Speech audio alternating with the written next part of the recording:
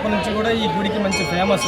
చిన్నప్పటి నుంచి మేము బాక్స్ కట్టుకొని వచ్చి ఆ చెట్ల కింద తినేవాళ్ళము స్కూల్కి వెళ్ళేవాడు. అప్పటి నుంచి కూడా ఇప్పుడు కూడా ఈ రోడ్డు ఈ విధంగానే ఉంది. గుడి జనజనంగా అభివృద్ధి చెందుతూనే ఉంది, కానీ ఈ రోడ్లు మాత్రం ఏమీ ఇంకా మంచిగా లేవు. నా పేరు బద్దూరి అచ్చిరెడ్డి అండి, మాది వల్లాపురం. ఇక్కడ దేవాలయ కమిటీలో ఒక నెంబర్గా ఇక్కడ సేవ చేసుకుంటాము.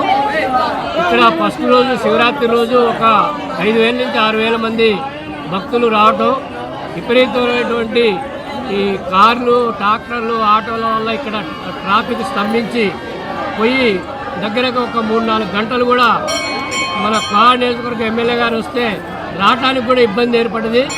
మరి ఇక్కడ డాంబర్ రోడ్డు లేదు, రోడ్డు ఇబ్బంది ఉంది. తర్వాత డబల్ రోడ్డు కావాలని కోరుకుంటున్నాం.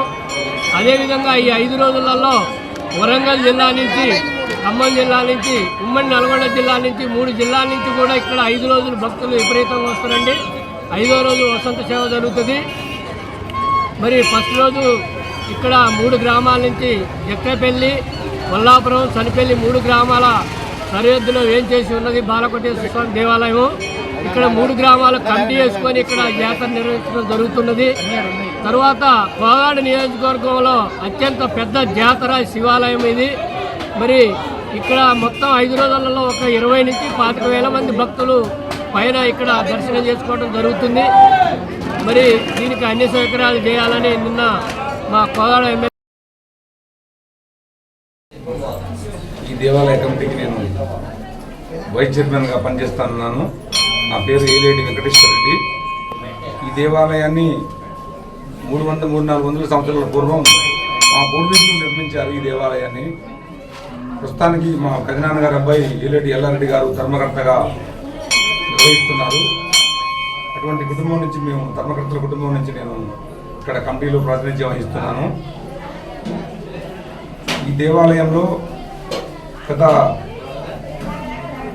3 సంవత్సరాల నుండి ప్రతి సోమవారం ఏకవార రుద్రాభిషేకం నిర్వహించబడుతుంది, అన్నదాన కార్యక్రమం నిర్వహించబడుతుంది. ఈ దేవాలయానికి కనీసం వారానికి 200 నుంచి 300 మంది భక్తులు ప్రతి సోమవారం ఇక్కడ అన్నప్రసాదం స్వీకరించడం జరుగుతుంది. రాబోయే కాలంలో ఈ దేవాలయానికి చుట్టూ రోడ్లు పోసి దీన్ని తెలంగాణ శ్రీశైలంగా దీన్ని అభివృద్ధి చేసుకోవాలనే ఒక సంకల్పం ఉన్నది. ఈ మధ్యన ఇక్కడ డైనింగ్ హాల్ నిర్మాణం చేసుకున్నాం. రాబోయే కాలంలో ఇక్కడ ఫంక్షన్ హాల్ నిర్మాణం చేసుకొని సామాన్యుడు, పేదవాడు తక్కువ ధరలో తన పిల్లల పెళ్లిళ్ళు చేసుకునే ఈ మహాశివరాత్రి పర్వదినం నిర్వహించబడతా ఉన్నది. నేను రాత్రి స్వామివారికి శివపార్వతుల కళ్యాణం నిర్వహించడం జరిగింది. ఈరోజు జక్కేపల్లి ఊరేగింపు ఉంటుంది, రేపు వల్లాపురంలో, ఎల్లుండి చనిపల్లి ఉంటుంది. 2వ తారీఖు రోజున స్వామివారు పాలేరు కృష్ణా ఉపనది పాలేరు నదిలో వసంతోత్సవం నిర్వహించుకొని వారు తిరిగి శయనిస్తారు. వారు నిన్న మొదటి రోజు మహాశివరాత్రి మొదటి రోజున సుమారు 12,000 మంది భక్తులు దర్శనం చేసుకున్నారు. ఇక్కడ 4,000 మందికి సుమారు భక్తులు కూడా నిన్న అన్నదాన కార్యక్రమం నిర్వహించడం జరిగింది. ఈరోజు 5-6,000 మంది భక్తులు వస్తారు. రేపు ఎల్లుండి కూడా విశేషంగా 45,000 మంది వచ్చే అవకాశం ఉన్నది. ఈ పుణ్యక్షేత్రాన్ని అభివృద్ధి చేసుకొని ఇక్కడ అయ్యగారు, ఇక్కడ కొంతమంది ఉండేట్టుగా ఇక్కడ నివాసాల సముదాయాలను కనుక నిర్మాణం చేయించినట్టయితే ఈ క్షేత్రాన్ని తెలంగాణ శ్రీశైలంగా మనం అభివృద్ధి చేసుకోవచ్చు అనే ఒక సంకల్పంతో ఇక్కడ కమిటీ నిర్వహణ. భక్తులకి మంచినీటి సౌకర్యం ఏర్పాటు చేయడం జరిగింది. అన్నప్రసాద నిర్వహణ అద్భుతంగా నిర్వహించడం జరిగింది. ట్రాఫిక్ కొంచెం రోడ్డు సౌకర్యం కొంచెం ఇబ్బందిగా ఉంది, కొంచెం ట్రాఫిక్లో ఇబ్బంది పడ్డారు, కానీ మిగతా రకంగా ఏ రకంగా ఇబ్బంది లేదు. ఇది పూర్వం జక్కేపల్లి నుంచి నిర్మాణం అయిందండి ఈ దేవాలయం.